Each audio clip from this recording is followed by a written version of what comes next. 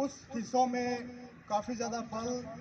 لگے ہوئے تھے، تو اس نے ایک دن اپنے کسی وزیر یا غلام کو بلایا اور اس سے کہا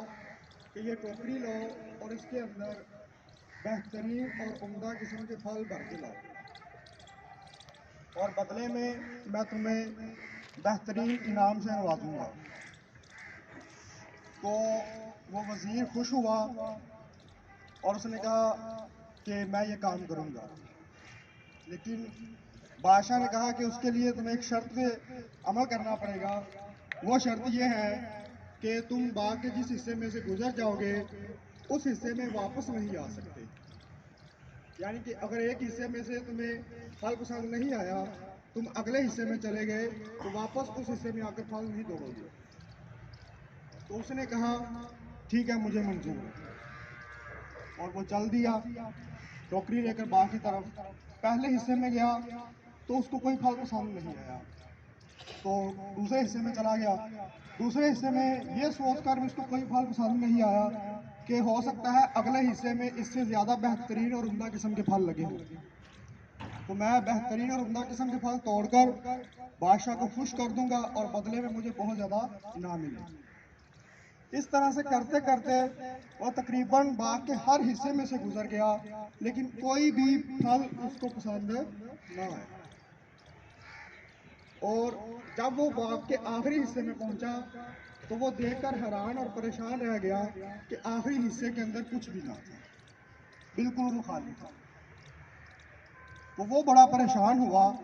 اور خالی ہاتھ اور خالی ٹوکری کے ساتھ بادشاہ کی خدمت میں حاضر ہوا۔ تو بادشاہ نے اس سے پوچھا کہ ہاں بھائی، کیا لے کر آئے ہو؟ تو اس نے خالی ٹوکری آگے رکھ دی اور خالی ہاتھ دکھا دیے کہ بادشاہ حضور، میں تو خالی ہاتھ آ گیا۔ تو یہاں سے اگر ہم مثال دیکھیں تو یہاں بادشاہ سے مراد اللہ تعالیٰ کی ذات ہے، اور باغ سے مراد یہ دنیا ہے جس میں ہم انسان اپنی زندگی کے حصے گزارنے آتے ہیں۔ جو زندگی کا ایک پل، ایک لمحہ، ایک وقت گزر گیا وہ دوبارہ واپس نہیں آنے والا، اور ٹوکری جو ہے وہ ہمارے نامہ اعمال ہے کہ ہم اللہ تعالیٰ ہمیں اس دنیا میں بھیجتا ہے، اس باغ میں بھیجتا ہے کہ جاؤ میرے بندے، اس باغ میں اس کے کچھ حصے ہیں، وہاں اپنی زندگی گزارو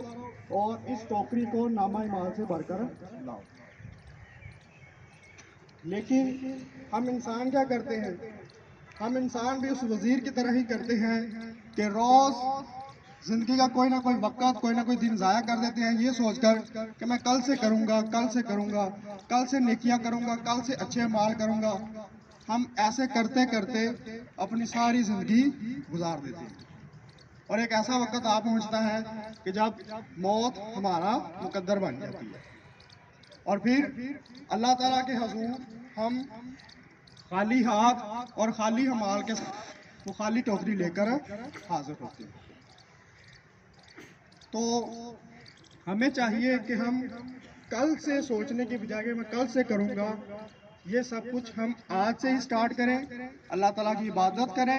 نیکیاں کریں۔ چھوٹی چھوٹی روزمرہ کی زندگی میں چھوٹی چھوٹی نیکیاں ہی ہمارے کام آئیں گی آخرت میں۔ اسلام بلانے میں پہل کریں، ایک دوسرے کے ساتھ اچھا برتاؤ کریں، نیک سلوک کریں،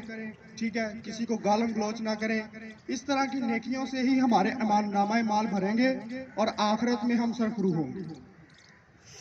اور یہاں پر اسی طرح سے اسٹوڈنٹس بھی اپنی مثال لے سکتے ہیں کہ ہم اسٹوڈنٹ جو ہوتے ہیں وہ بھی اکثر یہی سوچتے ہیں کہ میں کل سے پڑھنا سٹارٹ کروں گا، کل سے کروں گا، کل سے اپنا ٹائم ٹیبل سیٹ کروں گا اور کل سے میں اپنی پراپر پریپریشن کروں گا۔ لیکن پھر وہ بھی کیا ہوتا ہے کہ ایسے کرتے کرتے اسٹوڈنٹ بھی وقت گزار دیتے ہیں اور اینڈ پر ان کے امتحان بھی کیا آ جاتے ہیں، سر پر آ جاتے ہیں، اور پھر وہ بھی بیٹھ رہے ہوتے ہیں، پریشان ہو رہے ہیں اور آگے پیچھے دیکھ رہے ہوتے ہیں کہ اب میں کیا کروں، میرا تو سارا سلیبس پڑا ہوگا تیار کرنے کے لیے۔ تو وقت کو غنیمت سمجھیں، اللہ تعالیٰ نے آپ کو زندگی دی ہے، یہ اس کی امانت ہے، اور اس کی قدر کریں اور اس کو اچھے اعمال اور نیکیوں سے بھریں۔